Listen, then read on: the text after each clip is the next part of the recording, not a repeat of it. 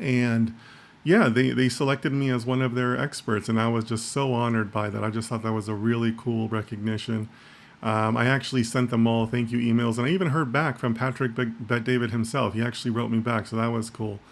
Um, but yeah, so if you guys have a chance to access Minect, I think it's a great service. You know, obviously I'm one of the experts on there, but I've also used it to ask questions of the other experts.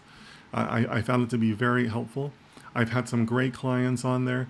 You know, some really interesting questions from all over. So if you have a chance, you know, please support that site. You know, you can find me on there.